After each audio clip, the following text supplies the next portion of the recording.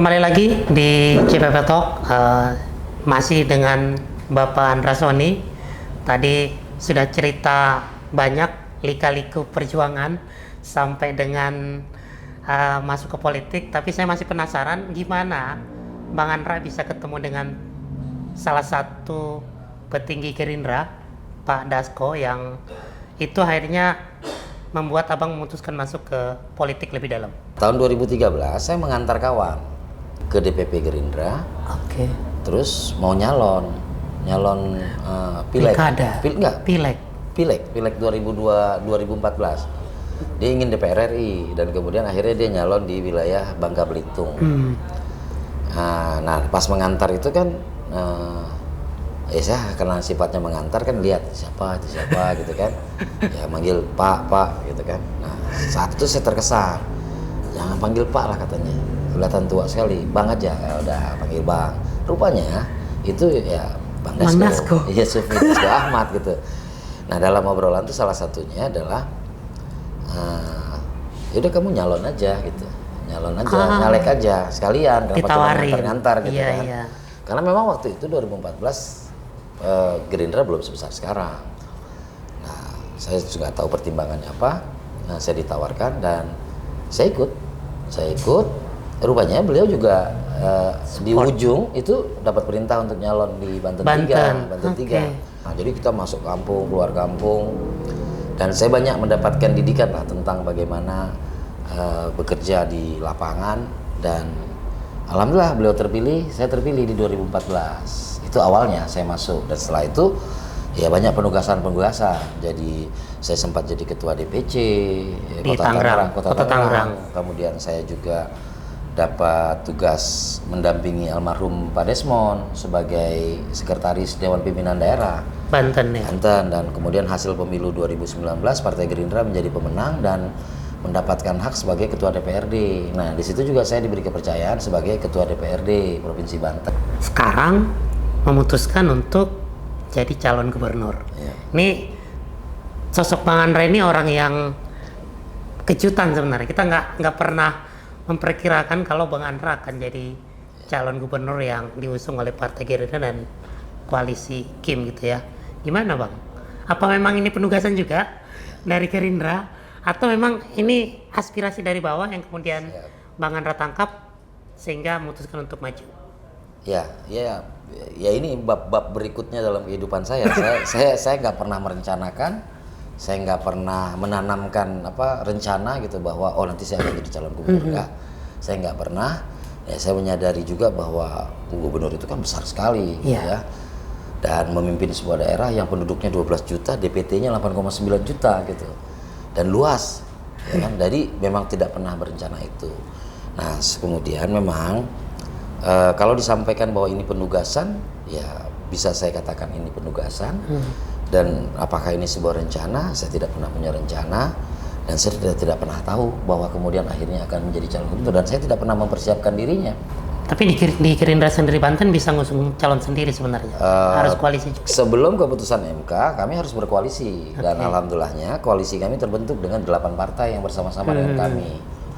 Nah, artinya secara ini kami sudah siap untuk mendaftarkan diri.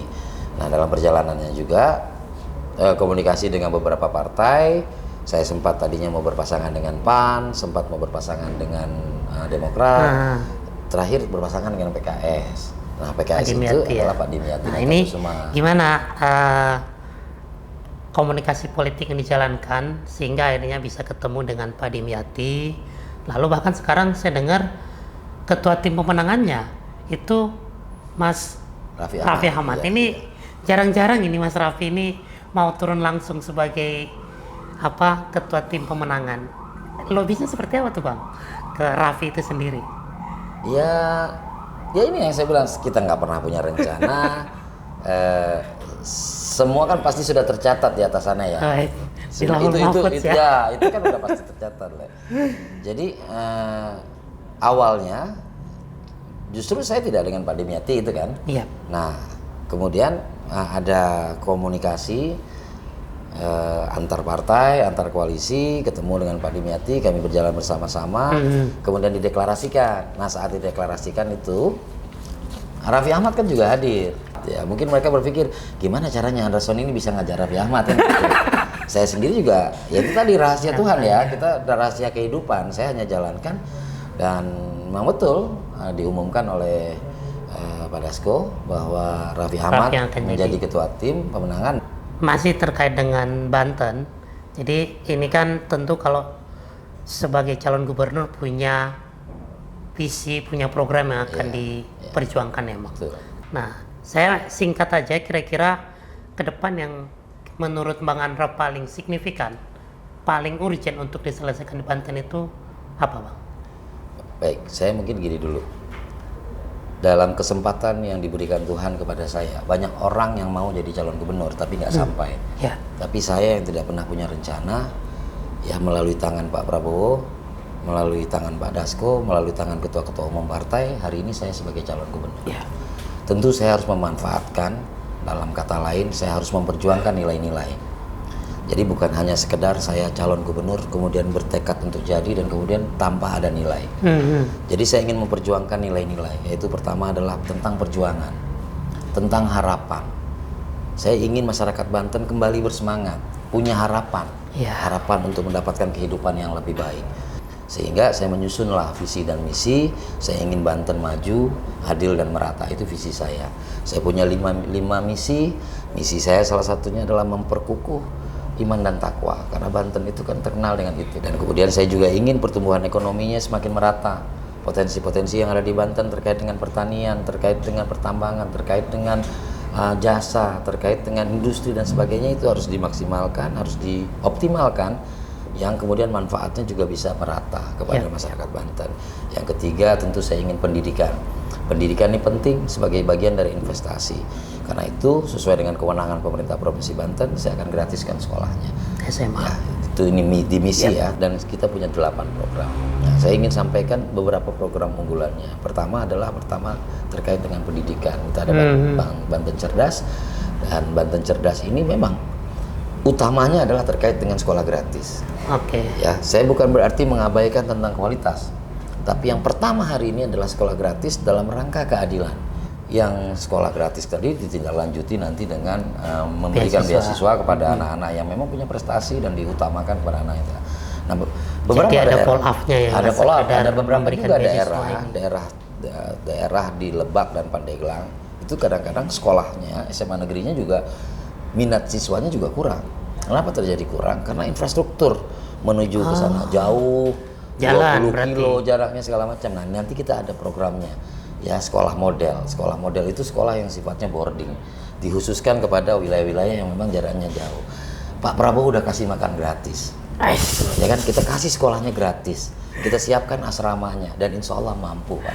Jadi mereka nggak perlu berjalan 5 kilo, 6 kilo untuk nyampe ke sekolah supaya konsentrasi belajarnya lebih maksimal. Di luar itu ya infrastruktur umum ya. Saya punya program namanya Bang Handra. Biar orang hafal nama saya. Bang Handra itu bangun jalan desa sejahtera. Jadi kalau seandainya jalan desa dibangun, interkoneksi antara desa, mereka bisa saling bertukar tentang produknya, kemudian saling berinteraksi, kan ekonomi desa bisa tumbuh. Ekonomi bisa tumbuh. Karena ekonomi tumbuh itu kan karena terjadi transaksi, terjadi komunikasi dan terjadi sebuah negosiasi. Itu harus diciptakan. Jadi pemerintah itu adalah fasilitator, bukan hanya eksekutor gitu. Jadi fasilitator. Baik, luar biasa ini Bang Andra. Saya melihat masa depan Banten ini ada di Bang Andra nampaknya gitu ya. Karena beliau lahir dari kondisi itu. Jadi apa yang tadi direfleksikan kemudian dituangkan dalam bentuk program. Nah, oke. Sebelum kita akhiri diskusi kita dengan Bang Andra, saya mau bikin kuis dulu dengan Bang Andra. Jadi ini jawab cepat. Ada 10 pertanyaan Bang saya berikan. Silakan dijawab salah satu dari 2 opsi yang saya berikan. Siap ya Bang? Ya.